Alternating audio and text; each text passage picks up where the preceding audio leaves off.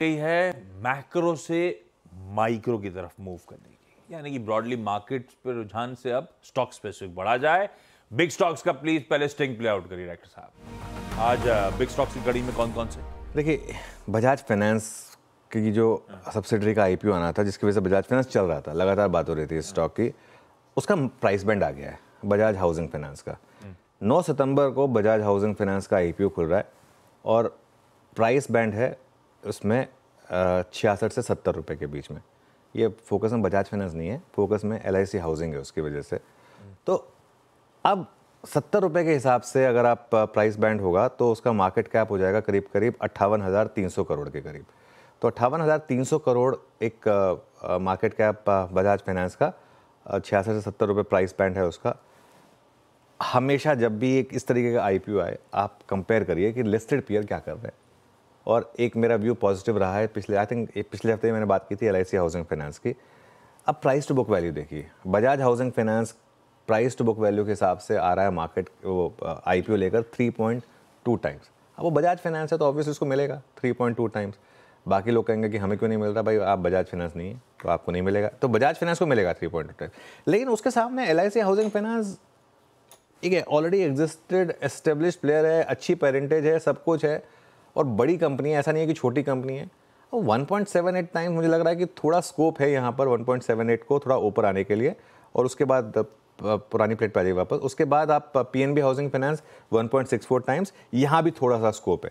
कैनफिन थोड़ा महंगा हो चुका है ऑलरेडी, कैनफिन 2.58 पर आ चुका है, तो कैनफिन में जगह नहीं है। अच्छा, आधार और एप्टस थोड़ी अलग टाइप की कंपनियाँ हैं, वो थोड़ी सी ग्रोथ वाली कंपनी है, इसके लिए इनको मार्केट कैप थोड़ा ज़्यादा मिलता है। कल भी आधार हाउसिंग की बात हुई थी, वो ऑलरेडी काफ़ी महंगे हो गए। तो लेकिन मेरा फोकस है LIC हाउसिंग पर। मुझे लग रहा है कि LIC हाउसिंग फाइनेंस जो है वो एक वैसे भी अब लीडर है अपने सेक्टर है, क्योंकि HDFC मर्ज हो चुका है HDFC बैंक में, इसके लिए LIC हाउसिंग पर मेरी नजर आएगी। ये पहला स्टॉक हो गया मेरा बिग स्टॉक में।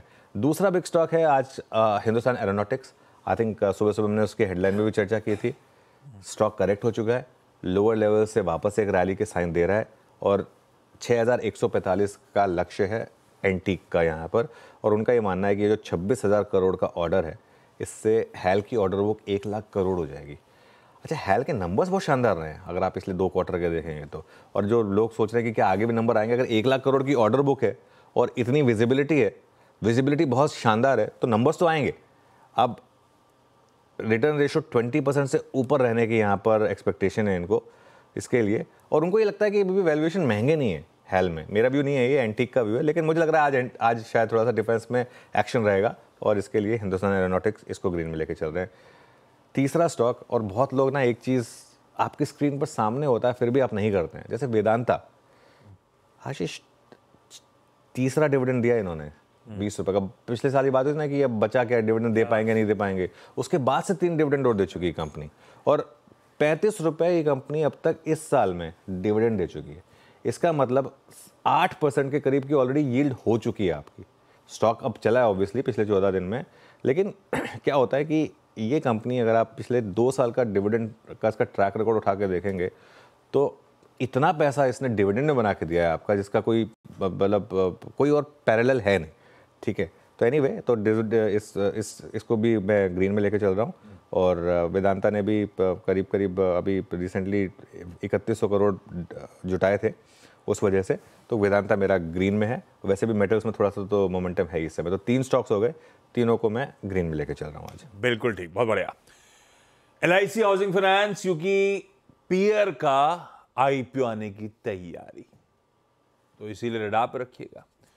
वेदांता अपने बढ़िया फिर से डिविडेंड डोल out, 3rd interim dividend of 20 rupees. और हिंदुस्तान एरोनॉटिक्स, कल CCS cabinet committee on security ने एक और ऑर्डर की मंजूरी दे दी है 26,000 करोड़ रुपए के। ये तीनों आज इन ग्रीन वाले स्टॉक्स आपकी स्क्रीन पे।